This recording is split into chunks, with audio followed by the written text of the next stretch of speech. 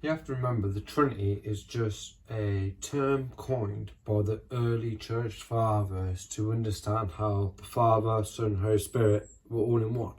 And I understand some people don't like the term Trinity.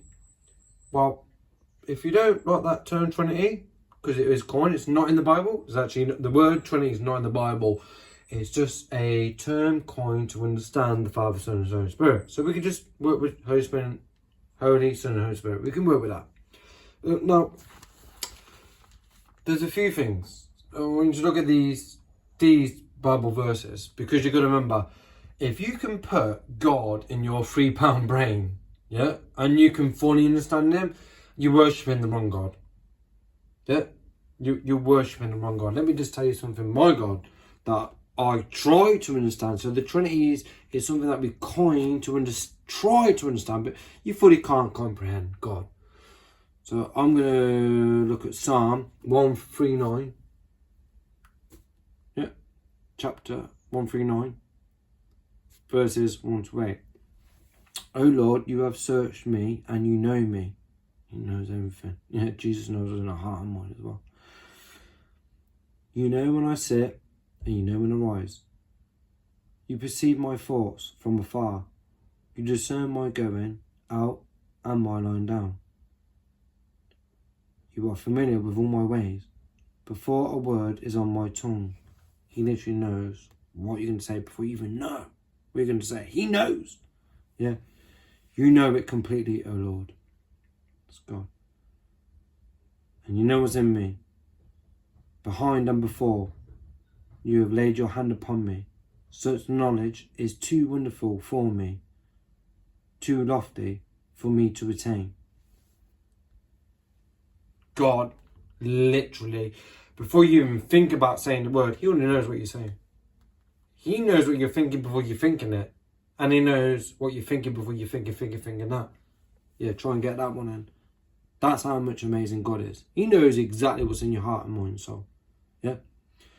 Where can I go from your spirit? Oh. Where can I go from your spirit? From your spirit. Where can I flee from your presence? He knows.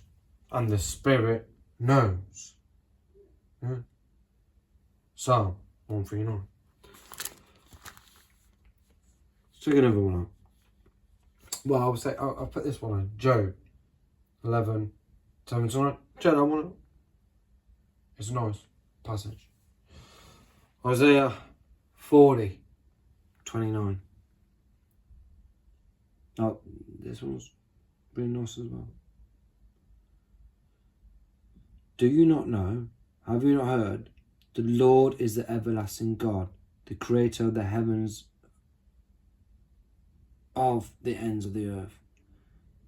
He will not grow tired or weary, and his understanding, no one can fathom. No one can fathom his understanding. Like I'm saying, if you can put your little God inside your little £3 brain and then fully understand Him, well, you're worshipping the wrong God. Yeah. You're worshipping the wrong God. Check out this one. 55, 8 to 9. For my thoughts are not your thoughts. This is God saying, my thoughts are not your thoughts. Neither are your ways my ways, declares the Lord. For the heavens are higher than the earth, and so my ways higher than your ways, and my thoughts than your thoughts. Just try to show you cannot fathom God's majesty. It's unreal. The Trinity, can you get fully comprehension of that? No. You fully can't comprehend the Trinity. It's unreal. We only coin that on our own understanding. We really can't really understand God's mind and how He thinks. Now, the reason why we put the Trinity in, it's just a term coined by men. By men. It's just to fully understand that the Father is God, Yahweh. Jesus applies those titles to himself. He is God in the flesh. Yep. Isaiah, everyone else. He is God. And the Holy Spirit is a person, and Jesus actually gives him a personal pronoun and calls him he. So he's not a spiritual force or something. He's a he, who's also omnipresent. When we take everything into account, and I'm only now, we just showed a lot. We can't comprehend God. We only try to. Fully we can't. Fully we cannot. The word Trinity is just something that we coined as Christians who try to understand. We can't fully understand, but that is just a term called. And let's just say you don't like the word Trinity. Okay, let's just say you don't like the word Trinity. You cannot accept that the Bible doesn't teach that Father, Son, Holy Spirit are omnipresent and God. You can't say that, and they're three distinctive persons with personal pronouns. You cannot deny that. Okay, so my get to go is this, and when I don't want to say heretics, because there's a lot of people now coming to Jesus Christ because of online and stuff, and they're watching debates, and it's amazing. But they've got this thing where, the Trinity is a pagan thing. No, let me tell you something. The Trinity doesn't come from a man-made mind. The fact that it's been coined up by a man, the way we look at it is like, who would come up with that originally?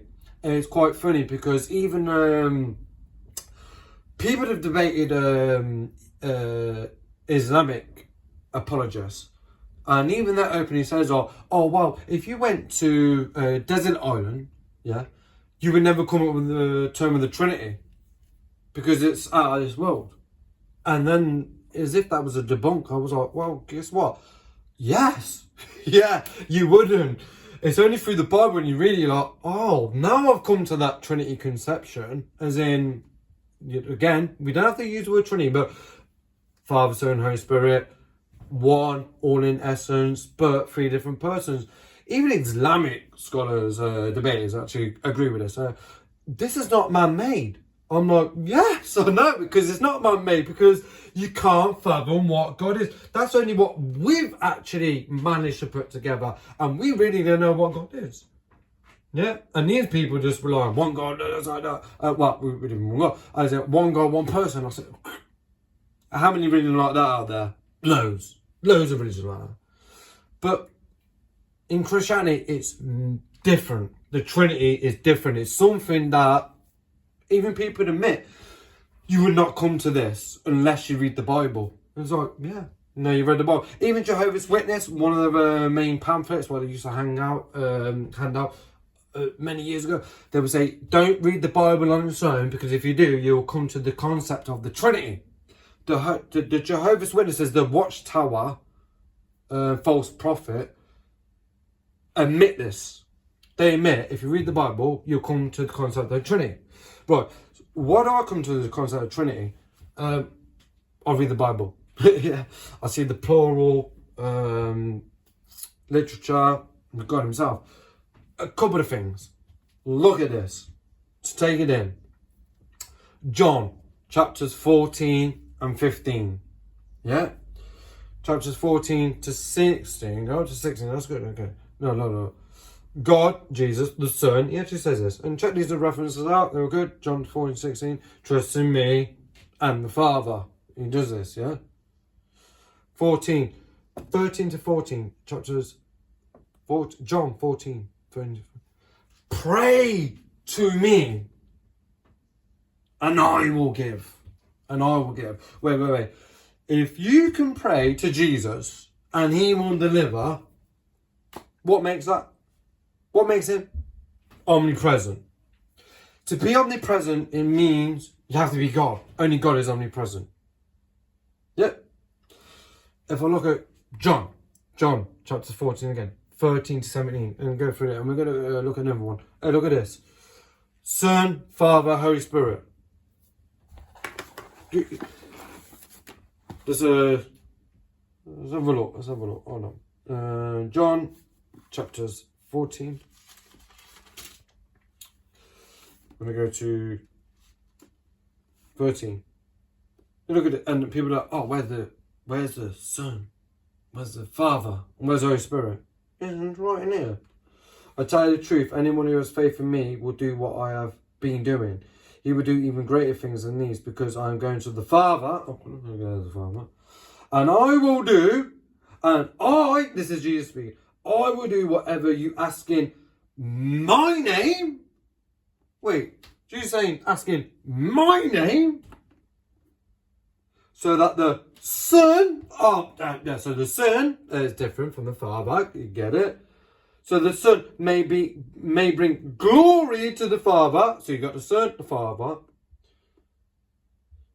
You may ask me for anything in my name, and I will do it. I, the Son, will do it. Ask in my name, so I bring glory to the Father, and I'll bring in my name. And guess what? Oh, where was the Holy Spirit? If you love me, you would obey what I have commanded. And I will ask the Father, and he will give you another counselor, and he will... Oh, mate, no, look at this. And he will give you another counselor to be with you forever. Forever. The Spirit of truth. The world cannot accept him because it neither sees him nor knows him. But you know him, for he lives with you and will be in you. Wait, they're talking about, a counselor. What? Are you crazy? Do you want to go down? Keep going. And I'm going to actually go to 15 for a minute. 26. When the counselor comes, whom I will send to you from the Father, the Spirit of truth, who goes out from the Father, he will testify about me, and you must also testify, for you has been with me from the beginning. Right, a few things going on. Jesus is saying, pray to me and ask me, and I will deliver.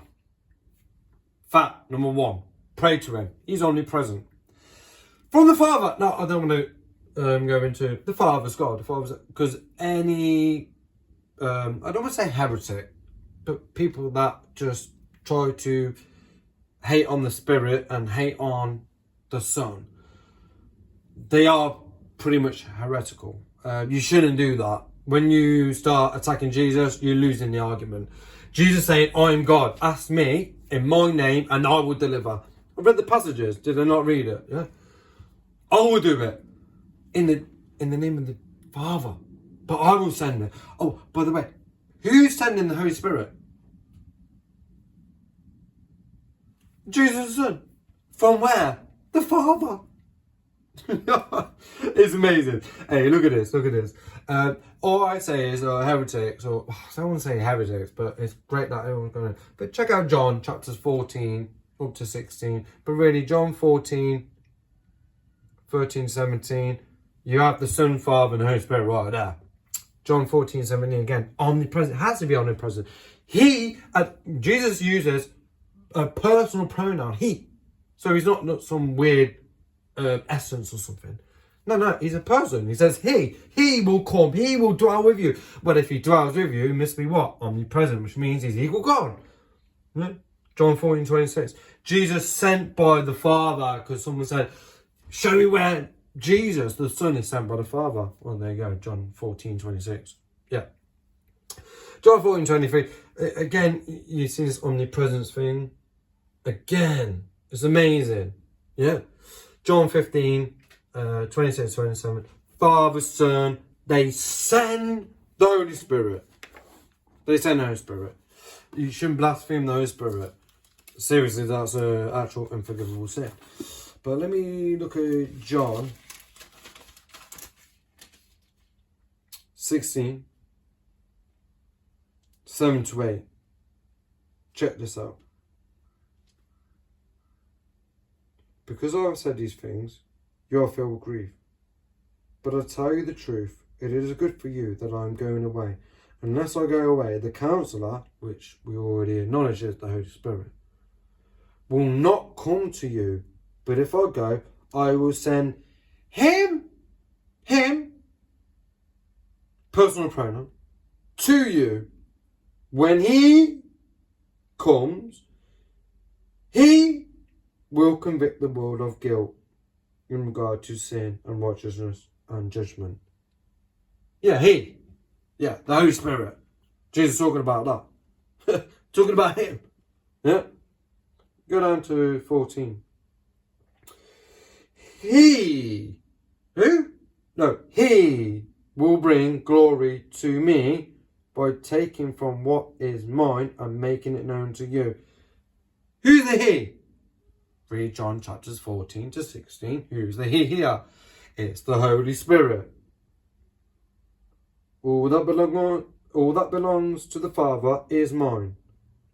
That is why the Spirit will take from what is mine and make it known to you.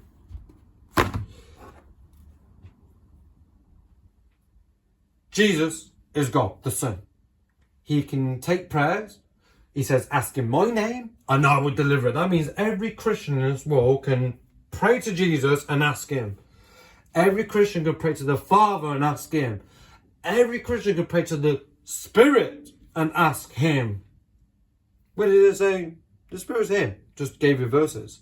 The Spirit is a he. He's a him that will dwell. Now, let me tell you something. The Father knows all prayers. Jesus, the Son, knows all prayers. And the Holy Spirit knows all prayers. Three distinctive persons. They know all prayers. It means they're omnipresent. Equals their God. Remember what I said? The Father sent the Son. But the Son and the Father sent the Holy Spirit. Who's a he? Is a he. So I don't know why you hate the... Let's just forget Trinity. Don't worry about the term Trinity. If you think it's pagan, it's not. Jesus specifically talks about himself as a Son, sent by the Father, and they both send the Holy Spirit, who's also a he. If you don't know the word Trinity, okay, get rid of the word Trinity. Doesn't matter. What you have to contend with is the Bible. Does it teach that the Father, Son, and Holy Spirit are three distinct persons who are omnipresent, yeah, and they're sent between each other? Yes, that's what it says. And that's just in John 14 to 16. Is that what it says? Yes, that's true. Just deal with that one.